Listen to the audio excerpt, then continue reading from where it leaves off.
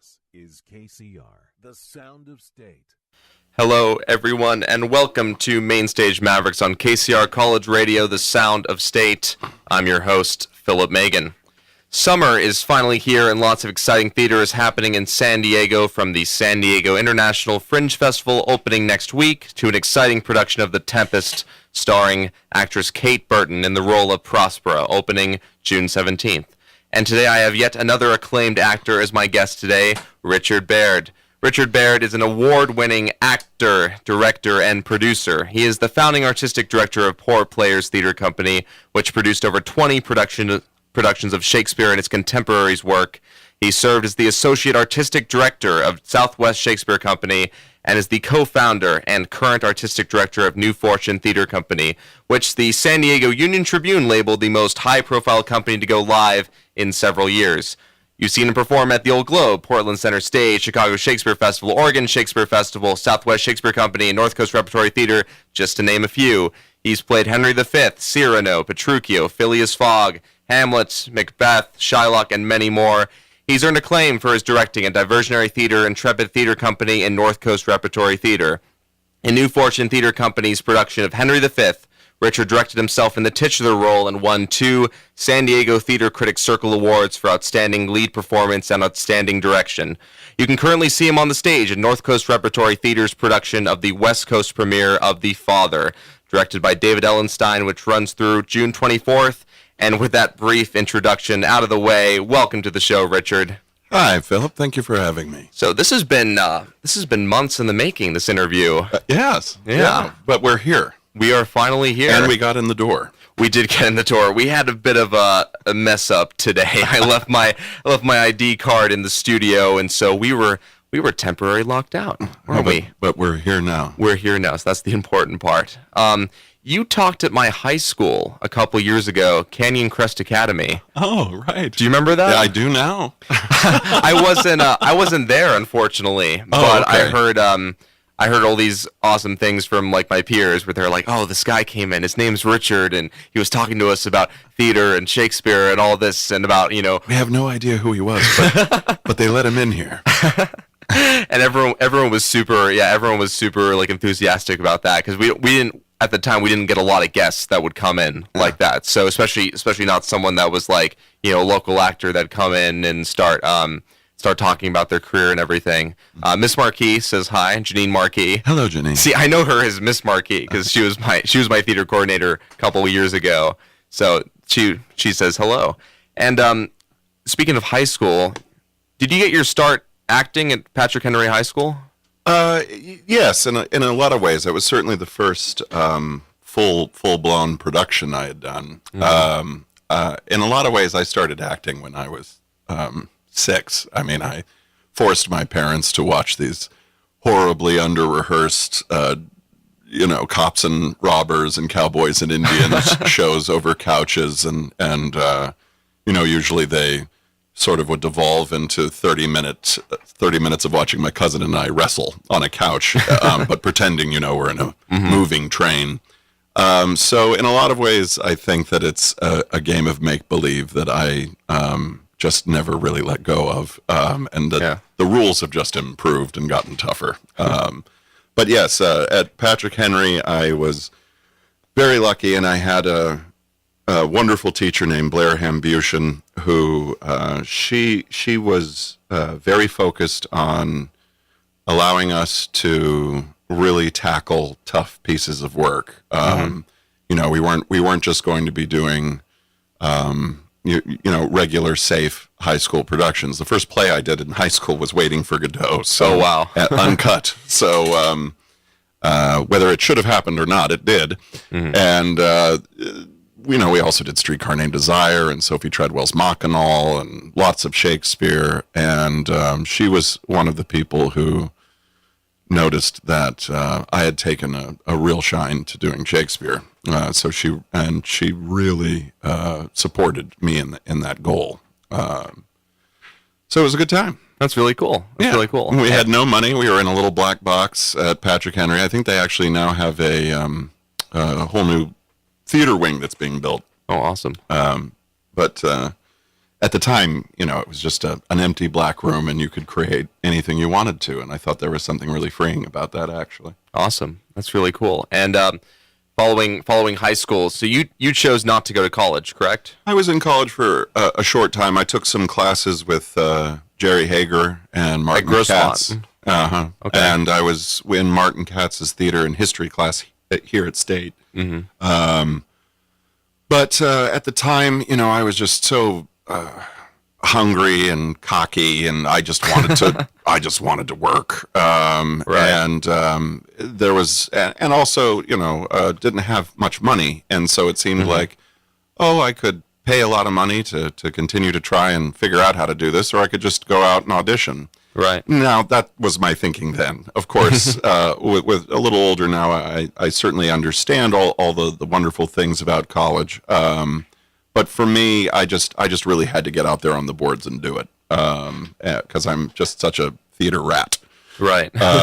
So I was here for a short time, but then I found myself at this audition, of all things, on 9/11 at Palomar College. And it was an audition for Twelfth Night. And it was there that I met my dear friend Nick Kennedy. And we both ended up in this production of Twelfth Night. And it was in the process of doing that production that we decided that we wanted to put together our own Shakespeare garage band, is what I kind of like to refer to poor players as. And we started with a production of Titus Andronicus in 2001. How old were you at the time? 21. 21? So you were still living at home, and at the time, yes, I was living at home, and I was a waiter at the Old Spaghetti Factory, which was my last job type job. I love the Old Spaghetti Factory. It's very good. Downtown. Yeah, it's get a little Mazithra and meat. You stole my question. I was going to ask you. What were you working at a different job at the time? And Oregon or oh God. I've done this so many times, because when I went to the Oregon Shakespeare Festival, I realized that it was the same initials as the Old Spaghetti Factory, and that I had moved from one OSF to the other. That's so funny. But at the time, it was certainly my tips and my check from the Old Spaghetti Factory. I would save about half of it, and all of that would go towards producing. Mm-hmm. And obviously, at the time, we weren't paying actors or designers to start. And it was a lot of young people. But the great thing about it at the time was it was an opportunity for people to get seen, and to have critics actually come out and write about them, and then have more people read about them. Mm-hmm. So it was a great way to kind of say, hey, here we are. We don't have any money. We don't have any sets. The costumes are a ragtag of things we've pulled together and begged, borrowed, and stole. And went from there. We had a space up in North County for a while, and then we started to produce. What was the space in North County? The space, a few spaces. There was the San Marcos Community Center, had an outdoor space super that we far. used. Oh, yeah. Yeah. I don't miss those days of traffic. And then the Sunshine Brooks, before, I think it's now known as Oceanside Theater Company. Mm-hmm. That's where we did our production of Titus, and we did a couple of plays at a place called the Old Mill Pond in Escondido. And then eventually found a space on Adams Avenue, which is where we were producing Poor Players for a while. And now you can still go and sit in the place where I played Hamlet and Macbeth and have coffee and a scone in Twigs on Adams Avenue. That used to be a performance space. Wow. But, it was one of these things where I felt like I was making my payments at the end of the week in cash, with no one sort of really looking. And I thought, gosh, is this legal? And I think it was. But it was very thrown together at the time. But, boy, you have to learn on the fly. Totally. And you have to learn a lot of things quick. Because there is money involved. As little as there might have been at the time involved, there is money involved. Totally. How much would you charge for tickets? Oh, at the time, I think it was $10, $15. $50? Yeah, $10 or $15, yeah. We really wanted to make sure that people our age could come and watch. Mm-hmm. And that was really important to us, that we wanted everyone to be able to see our shows. Right. And you were able to get critics through just contacting them and asking them to come, or? Yeah, well, that took a little while. At first, the way I was able to get some of them in is because they had seen me in some plays at other theaters. I had performed at North Coast Repertory Theater at that point, and I had performed in a couple of places around town, but a couple community theaters. But once people heard that there was this kind of group of young Mavericks who were trying to put on Shakespeare,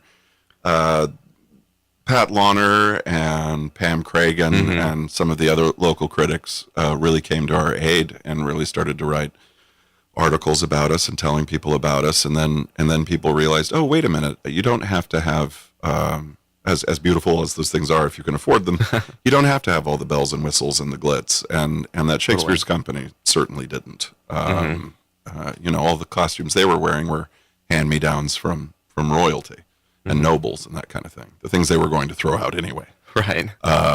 But then again, this is also the time when they still buried us in unmarked graves. So some things have moved forward. Totally. That's what I really respect about the theater critics in San Diego, because it seems like there's a huge emphasis not on like the glitz and glamour and the huge sets and the money, but just on the real heart of the theater. Is this a good production? Despite not having any money or not. And so it seems like a lot of local productions they give a lot of attention to, and they really set out to help them. Well, and they know they need the help. We don't have the kind of marketing budgets and things like that larger theaters do. So totally. So yes, I think they're incredibly supportive in San Diego, and we're very lucky for them. Poor Players certainly was. Totally. Why did Poor Players stop eventually? Well, Poor Players in some ways hasn't. So New Fortune Theater Company, my current company, is the same 501c3. Okay. It took a long time to make that change, but we did rebrand, and we're still waiting to see if that worked. But Poor Players, as kind of fun and hip and young and garage band, as like I said, and for the Shakespeare geeks, they know it's a Scottish play reference. There was something about people seeing it and going, oh, well, they're so good and they don't need any money. Because they're poor. They don't need it. So let them just continue doing what they're doing. And of course, as fun as in your early 20s when you have that much energy and when you don't mind not having food with your meals so much,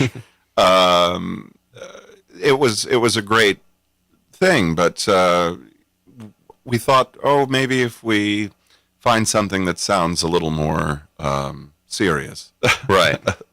Perhaps we'll find some other donors, or perhaps it won't sound like a bunch of 20-year-olds anymore. So it took some time, but we reformed it under New Fortune. But one of the big catalysts was I left town. I auditioned for the Oregon Shakespeare Festival, and they gave me a contract, and I couldn't pass something like that up. So I left town and did that for 10 months. And How old were you? I was 25. 25. Then when I was doing Oregon Shakespeare Festival, I got a call from my dear friend and longtime collaborator now, David Ellenstein, who's the artistic director at North Coast Repertory Theater. And he said, I'm directing Cyrano in Arizona. And I want you to play Cyrano. And I said, you do? And he said, I do. And I said, great. So he hired me, and that's when I got my union card, and then I ended up in Arizona for a couple of years. Wow. So that was the first time you became Equity? Yes. I was on a production of Cyrano. Are you still Equity to this day? Yes, I am. Yes. Proud Equity member? Very proud. Very proud. Yeah. Awesome. Like I was referring to earlier, the great thing about Actors Equity is now they no longer bury us in unmarked graves. We have rights, Yeah, and that's important. Totally. It's good. They look out for you. Mm-hmm. They make sure everything's okay. Exactly. For you go to Arizona. Mm-hmm. You're there with David, mm-hmm. and is that where you met Amanda? That is where I met Amanda. In Cyrano? Yeah, she was playing. It's funny. A lot of people will ask us, were you Roxanne? They kind of roll their eyes a little bit, mm-hmm. and we can look at them and say, no, actually, she was the orange seller. But there's this lovely little moment at the beginning of Cyrano where after he's had his duel with Valverde, that this orange seller is someone who can walk up to him and is not scared of his nose, is not scared of his fierceness, is not scared of his swordsmanship, and she just sees kind of beneath all of the armor that Cyrano's put on himself, and she sees a man who's courageous and kind and intelligent, and she offers him food. And it's very in character. He says that he'll have a glass of water and half a biscuit, and she still gives him one grape for his dessert. But it's this very short scene at the beginning, but it's very charming, and that's when we met and started seeing one another, and are still life and work partners today. Awesome. Yeah. Very, very, very cool story. And when did you decide to go to Chicago? Chicago was a place that I had always had. There was something that drew me to Chicago, something about the music and about the people there. And I know how vibrant of a theater scene it is. There's about 200 theaters in Chicago. And I also am a big jazz and blues fan. And of course, you can hear a lot of great jazz and blues in Chicago. Yeah, you can. So, Amanda and I rather, on the fly, just drove out there.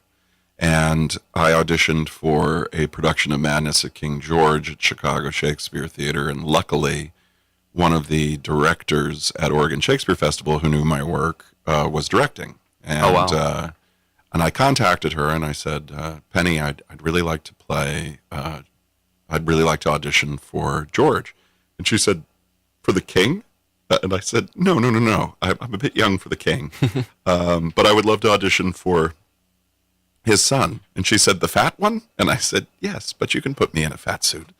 And I went in and played this rather nasty fop in the Madness of King George in Chicago. And that's what helped me find Innovative, which is my agency, and a lot of other things started to fall into place after that. My voiceover career kind of started after that. And, Chicago was a great place, but I also felt that if I wanted to continue producing, there were so many theaters that were living and dying within 2 weeks. You'd hear about 10 new companies. Yeah, Amanda was saying that all these theaters would just come out of the woodworks, just trying to make a name for themselves. They all wanted to be the next Steppenwolf, right? And then it all just kind of, a lot of them. Some of them were better than others, and some of them would just putter out eventually. Exactly, and here because of my time with Poor Players and with other local theaters, I thought that maybe if we could take that shot now, a little older, hopefully, and even more hopefully a little wiser, and come back and try it again. And so we've been doing it for about 3 years, and shooting for quality over quantity these days. I mean, back in the Poor Players days, we'd pump one in right after the other, right? And we had that kind of energy. But then again, we also didn't, as we do now, pay the actors, pay the designers. There's so much more. People get stipends now. Exactly. Yeah. Well, and actually not just stipends. We do hire a few union, and so they are being paid weekly. Mm-hmm. And we're actually really driven towards paying health and benefits towards that too, because a lot of smaller theaters will pay, a guest artist contract, but that doesn't mean you're getting your health and your benefits covered. Mm-hmm. And we really try to cover all of that, which... By health and benefits, do they mean, how much you're working per hours, or? It's all taken out of your check per week, and it's put towards, your health care, your pension, okay. Whatever you've set up through the union. There's lots of different, once you're in the union, there are all sorts of different things that you're putting money towards for the days mm-hmm. when maybe you can't remember your lines. Right. What's the longest you've gone without work since the old spaghetti factory job in terms of theater? I think the longest that I had off, and part of it was slightly self-imposed because I was really busy, and I thought I was going to end up with an ulcer at 30. But actually, I mean, there has been a couple of times, as there is in this profession, but I think the longest I've gone without work is 2 months. 2 months? Yeah. Okay. And there have been certainly times when it's tough. It is a tough profession. There's no doubt about it. Understatement. Yeah. Yeah, totally. What's been the biggest challenges you've found in different performances? Such as Well, it's a vague question, but as in terms of just, it could either be, approaching the character as you do with like certain, like, have there been characters you've approached where it's just been a complete different undertaking than a lot of similar performances? Because we were talking before this about type, right? And how, you played characters that were your type, and then you've played other characters where it was completely against it. But have you played someone where it's just like, how do I approach this? Or like, why did I get cast in this role?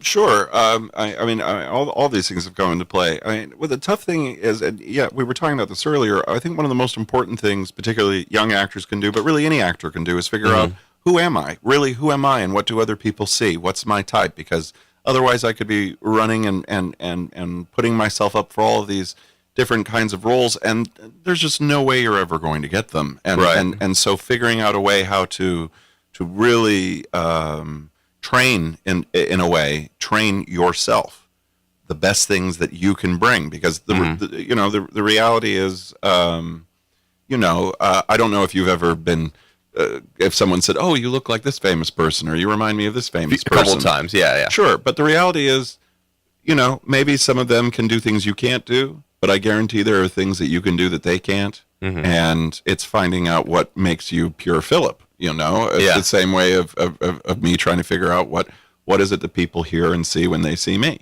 And at 6'1" with a deep voice, and I'm a big guy, and I know that there are certain things that, oh gosh, I don't even they won't even consider me. But I say that, and yet every now and then a show can lead you into something that you just never expected. I was doing a production of Romeo and Juliet at Arizona Theater Company a couple of years ago, and I was sitting backstage before one of my entrances, and the artistic director, David Ira Goldstein, at the time, walked by, and he said, Richard, I was wondering if you'd like to come back this fall to play Isaac in Disgraced. And I'd certainly read Disgraced, and I knew about Disgraced, but it wasn't a role that I as a, Scots-Norwegian Irishman thought that I was going to get called in for a Jewish art curator. And now, granted, Isaac cares very little comparatively about being Jewish, and he is very much in the art world, and that was something I could kind of wrap my head around.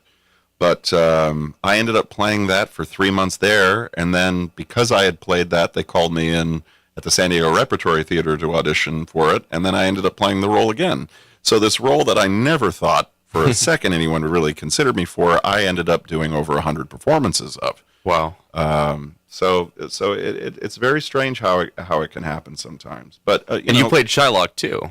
Yes. Yeah. I did. I was a 25-year-old Gentile playing Shylock for Poor Players years ago, and in that case, a lot of it came down to who really we had available and who really was going to do the work and who really wanted to do it. And at the time, I was so hungry to do anything that I went for it. And I think even a couple of weeks into rehearsal, I was sitting with a couple of the cast members, and I said, I don't think I should be doing this. I don't know if this is a good idea. And luckily, my friend Jen Meyer, who was playing Jessica in that production, came up to me and looked at me very tough, and she said, Richard, don't you dare leave this role. So it was a risk, but it was one I'm really glad I took. And with any of the great Shakespeare parts, particularly the ones that one is too young for, the great thing is you can play this, and then the next time, hopefully, if it comes around again, I'll have already had a sense of it, a shot of it, and maybe even remember a lot of the lines, and then hopefully maybe even get it right the next time. As right as one can get it, which is incredibly subjective.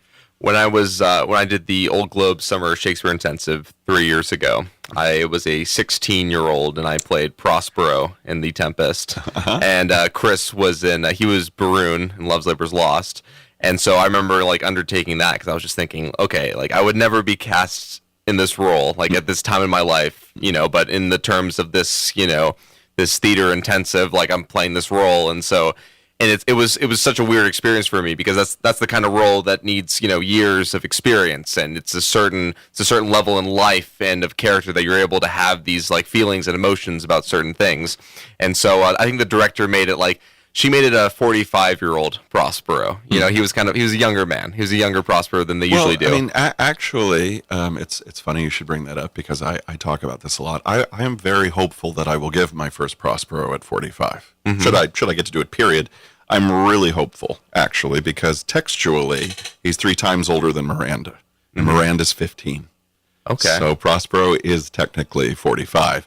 It has become, throughout the years, very popular to, of course, kind of turn him into Gandalf. Or but Ian McKellen has played Prospero at like this time. And, yes, absolutely. And Patrick Stewart. But Patrick Stewart also played it younger. And it was actually Gielgud, who was quite young when Peter Brook came to him and said, I want you to do this, and this time for real. I know you've taken a shot at it before, but I really want you to do it in this full production.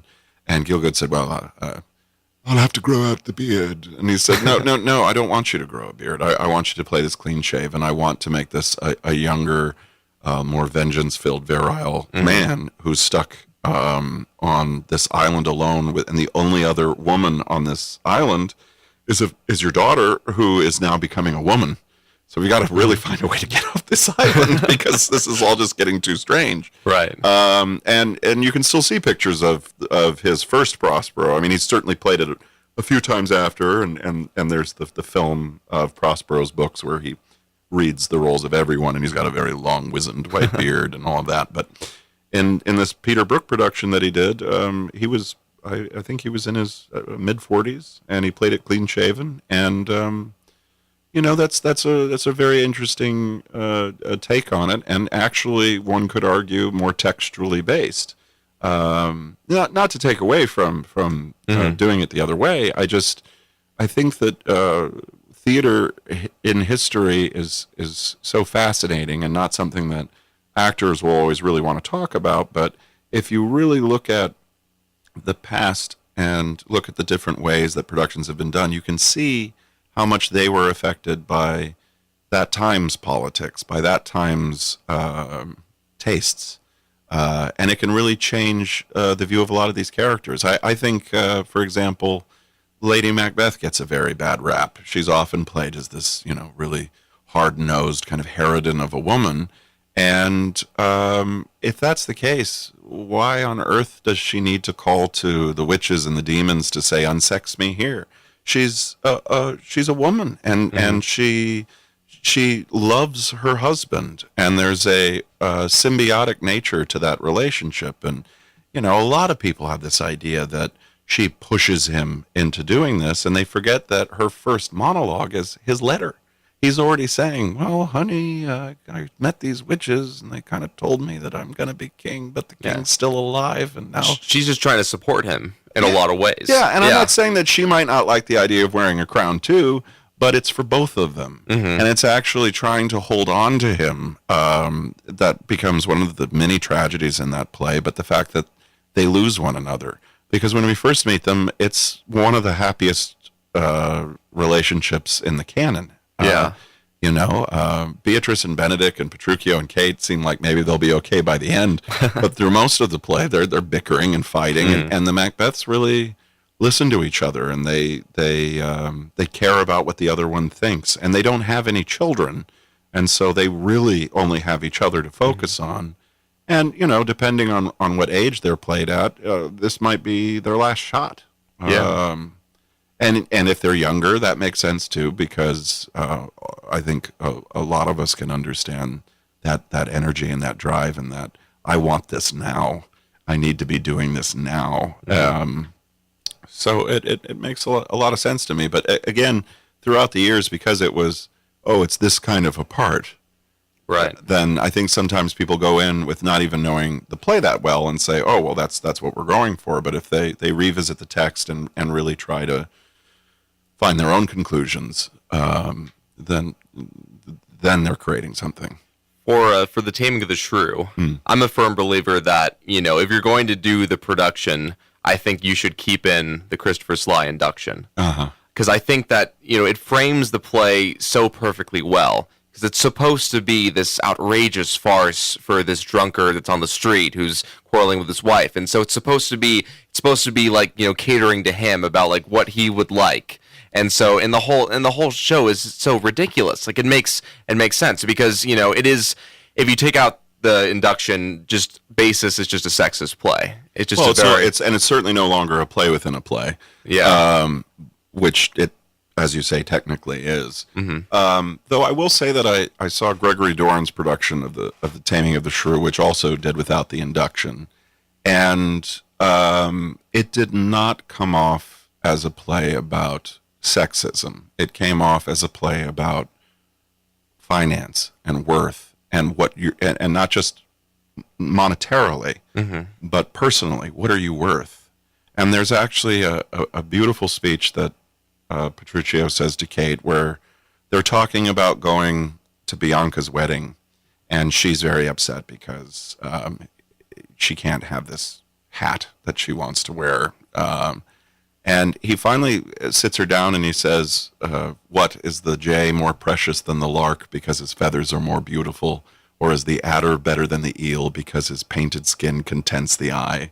Oh, no, good Kate, neither art thou the worse for this poor furniture and mean array. If thou count'st it shame, lay it on me.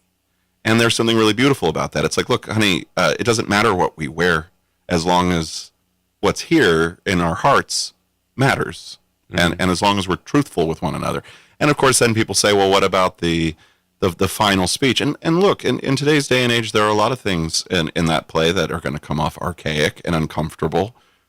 But good plays do that. I'm not saying only good plays do that, but plays are not always meant to just make us feel light and shiny and good about ourselves. They hopefully sometimes provide just questions, really make people go home and ask, what am I doing with my life? Or how does this relate to something in my life? And how can I improve by this experience, really? And it's in a large way we're storytellers, obviously, but there's history lessons that go with that as well.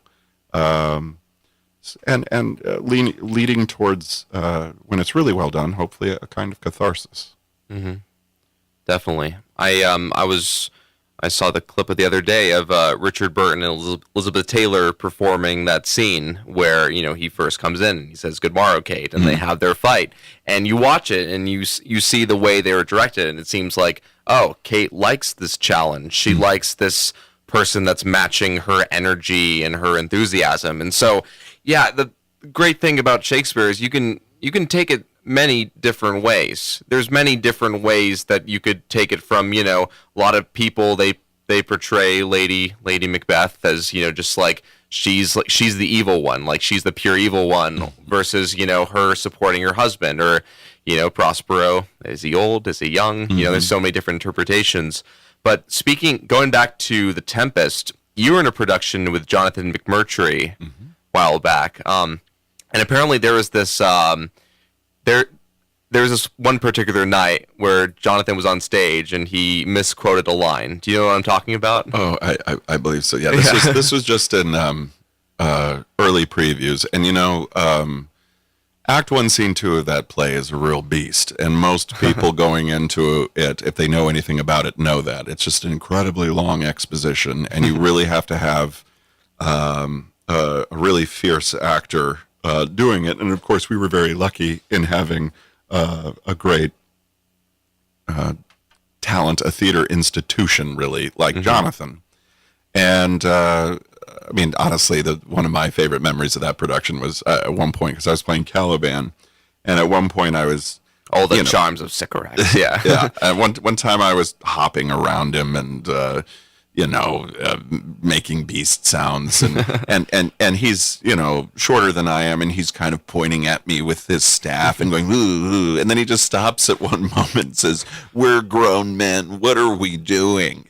And we just sort of broke down and couldn't stop laughing. But no, I think the story you're referring to is one night he said... Is this during previews or rehearsal? This was a preview. It was a very early preview. This only happened once. It's really funny. But he said, the line is 12 years since, Miranda, 12 years since, thy father was the Duke of Milan and a Prince of Power, is the line. But on this one preview, Jonathan said, 12 years since, Miranda, 12 years since, thy father was the Duke of Milan and a Prince of Darkness. And of course I'm backstage in my Caliban gear, and I start jumping up and down and yelling, I told you he was my dad. And no, we had a good laugh about it, but boy, I mean, Jonathan's done 200 productions at the Old Globe Theater. Yeah. He's done an intense amount of Shakespeare all over the country. I saw him on Frasier. It was an episode of Frasier. Absolutely. Yeah, he owns the building on Cheers. He's really he does? Yeah, he's not the Brit that runs the bar, but the guy who actually owns the building on the show, who's in a couple of episodes, is Jonathan. Oh, okay. But Jonathan and I go back from when I was 14, so and I've been very lucky that I've got to do that Tempest with him, because other than that, the only time we really got to do Shakespeare together was in a reading of Richard II at the San Diego Repertory Theater years ago, and we got to do that great scene between Richard and old John of Gaunt, and just had a wonderful time. He's an amazing performer, an amazing man.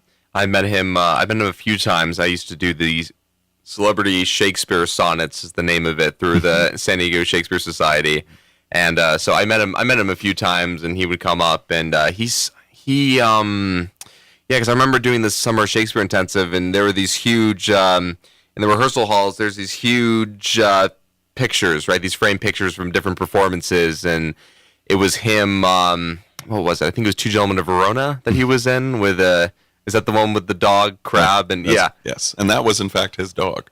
That was his dog. That is his dog. That's awesome. Yeah, my friend Jacob, he performed that for the. They do their little student Shakespeare festival in Balboa Park every year, and so a couple years ago he did that monologue, and he had Jason Maddie's dog, Sylvester. Sweet dog. Jason was directing us in this scene, and yeah, I love Sylvester. He's really cool. Going a little more recently, actually the most recent, The Father at North Coast Repertory Theater, West Coast premiere. Can you I'm going to say you can. I wouldn't call your character like a spoiler if you know the gist of it. I don't know. Yeah, I worry that my role, if I tell you too much about it, would be a bit of a spoiler. I was thinking about that actually on the drive over here. Yeah, because I was thinking about that too. I was like, oh, how do I explain this character that you play? Yeah. So I got it right away watching it. I understood what was going on, because as the show goes on, you realize, he's seeing things that aren't really there, and there's some things where you're like, oh, like can you talk a little bit about the way the play's structured? Yeah, Florian Zeller, who wrote The Father, and it was originally in French, and then it was translated by Christopher Hampton into English, and it had its first run at the Old Vic, and then it came over here, and Frank Langella took over the role of Andre when it was in New York. Kevin Spacey, he used to be the artistic director of the Old Vic. Correct. Years ago, yeah. But I can't remember if he was when The Father was going on. He might have been still. But I think it might have been Matthew Warchus already. But anyway, the Father really is about watching this man named Andre, who we know when he was younger was this very virile, tough, successful man. And we're not absolutely certain what his profession was, but I think we can gauge from the play that he was an engineer. But what actually makes the play so fascinating is that Florian Zeller, or at least for me, Florian Zeller was a massive Harold Pinter fan. And after Shakespeare, I too am a diehard Pinter fan. And the thing about Harold Pinter's plays is that they do kind of feel like these giant polar ice caps that have terrifying sea monsters that live underneath the ice. And he's very famous for his pauses and for his silences, and also for not necessarily doing a play that everything fits in a perfect little bow at the end. What's really great about a Harold Pinter play is genuinely, if you haven't read it, you'd be hard pressed to tell me what the end was going to be, because it really, such wild, strange things can happen in those plays, and like real life, the facts aren't always how they seem. It's a lot grayer, and it has a lot more to do with how one remembers it. There's even a famous line from his play Old Times where Anna essentially says, I remember there are certain things that took place that might not have taken place, but as I remember them, so they take place. And I think people are like that. They might even have a bunch of friends sit and look at them and say, no, this is actually what happened that day. But if they remembered it as this way, if that's how they've absorbed it and taken it in, then it's very hard for them to get out of that. So like that, Zeller, who has dedicated some of his plays to Harold Pinter, is a huge Harold Pinter fan. What he's done is taken this play with this character who has Alzheimer's or dementia, though beautifully that word is never used in the play. I liked that. And it doesn't need to be. You don't need to know. And it actually makes it a lot more frightening because the audience gets to see the dementia through the character's eyes.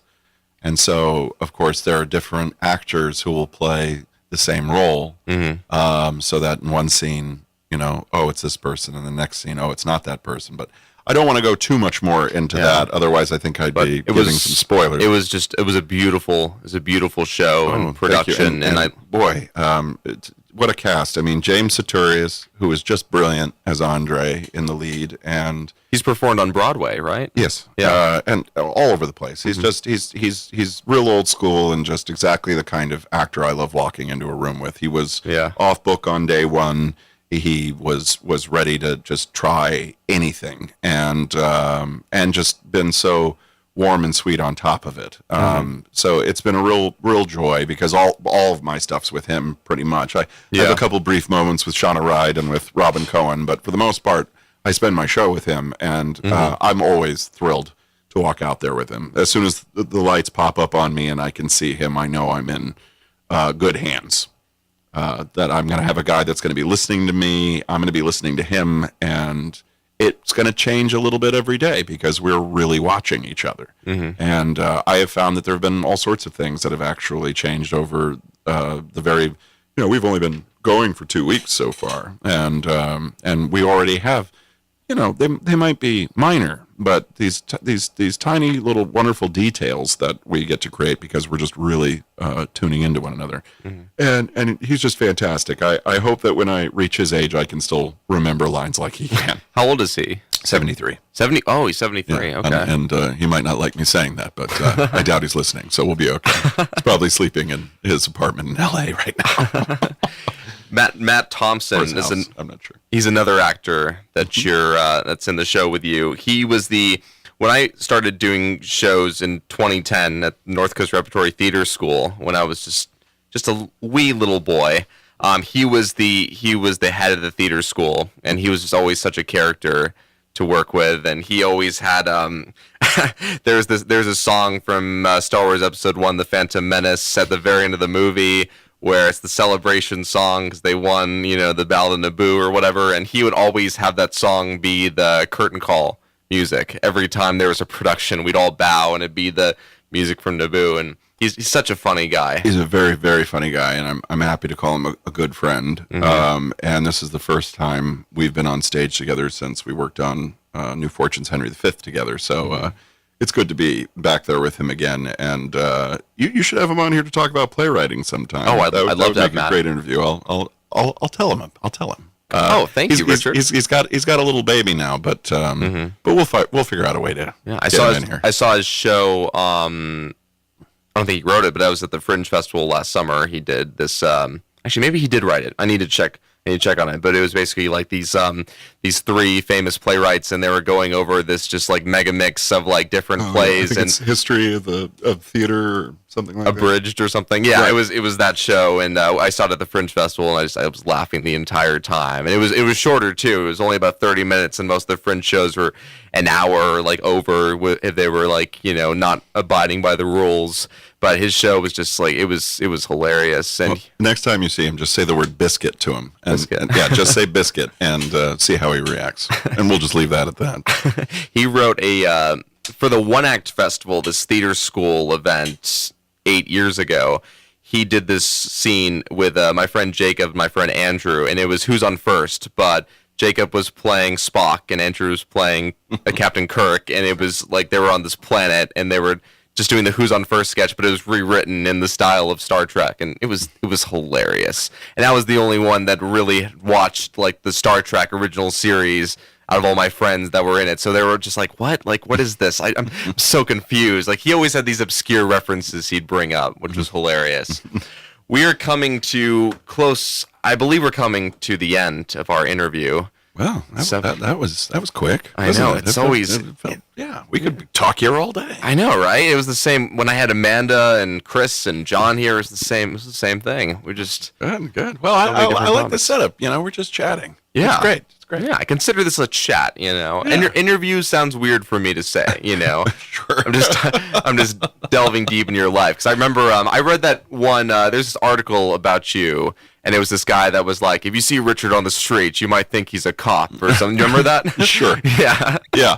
Yeah. No, I mean it's like with plays themselves. People to each other are so subjective as well. So and it's actually that's a nice piece he wrote. But I liked it. It was pretty. But yeah, it's true. I mean, there are times when we were going back to type earlier, and again, if you are 6'1", you have a deep voice, and you wear all black, you're sort of asking for people to be slightly unnerved, I suppose. But I'm not, in fact, asking for that, or am I? Who knows? Got to have a little mystery in this business. Totally. But All black's easy too. It matches with everything. It just right, exactly. Yeah. That's the main thing. My main issue with it now is that I have a small animal habitat in my home. So I have 2 cats and a dog, and when you wear all black, it's murder. Just getting the fur out. But yeah, it's just I've always figured, well, that's what my uniform that I tend to wear to the theater. So why not just wear it in real life? Well, thank you so much for joining us today, Richard. Thanks for having This has me. been a pleasure, and sorry about the door. Oh, no worries. Thank you. Thank you, everybody.